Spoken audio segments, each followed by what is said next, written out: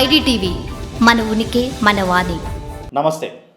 మంత్రి కోమటిరెడ్డి వెంకటరెడ్డి పవన్ కళ్యాణ్ తెలంగాణ ప్రజలకు క్షమాపణ చెప్పాల్సిందే, లేదంటే నీ సినిమాలు ఇక్కడ ఆడనివ్వం అంటూ కూడా గట్టి వార్నింగ్ని ఇచ్చారు. ఇటీవల పవన్ కళ్యాణ్ కోనసీమ జిల్లా పర్యటనలో కొబ్బరి తోటల సాగుకు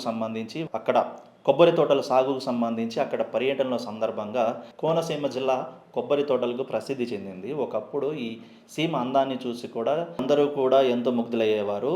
కోనసీమ ఈ తోటలకు, ఈ కోనసీమ అందాలకు తెలంగాణ దిష్టి తగిలిందేమో అని ఆయన చేసిన వ్యాఖ్యలు ఇప్పుడు చిలికి పెద్ద దుమారంగా మారాయి.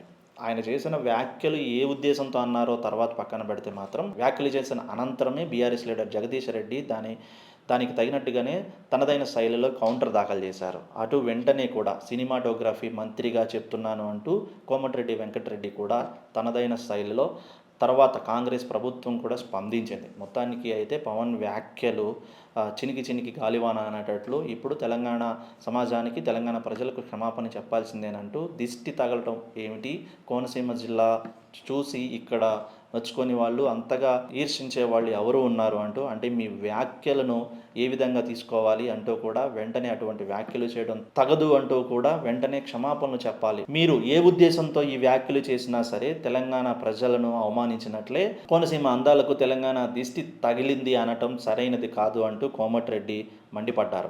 ఏదేమైనా సరే క్షమాపణలు చెప్పి తీరాల్సిందే, లేదంటే సినిమాలు ఆడనివ్వమంటూ కూడా తనదైన శైలిలో కాంగ్రెస్ ప్రభుత్వం తరపు నుంచి గట్టి వార్నింగ్ ఇచ్చారు. అయితే చూడాలి మరి ఇప్పటి వరకు మరి పవన్ కళ్యాణ్ నుంచి కానివ్వండి ఎటువంటి స్పందన లేదు. కానీ సోషల్ మీడియాలోనూ అటు తెలంగాణలో ఈ కామెంట్స్ రోజు రోజుకు దుమారాన్ని సృష్టిస్తున్నాయి.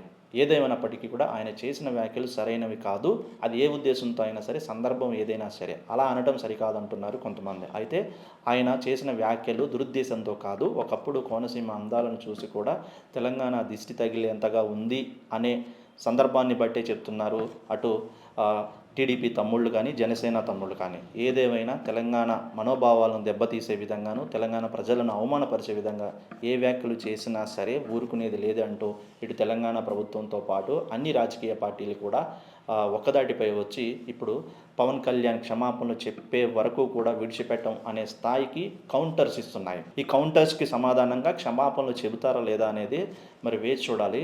ఇటు జనసేన, అటు టీడీపీ మాత్రం పవన్ కళ్యాణ్ చేసిన వ్యాఖ్యలు దురుద్దేశంతో కాదని సమర్థించుకుంటున్నప్పటికీ తెలంగాణ రాజకీయ పార్టీలు మాత్రం ఖచ్చితంగా అలా మాట్లాడడం సరికాదు, క్షమాపణలు చెప్పాల్సిందే అని కోరుతున్నాయి.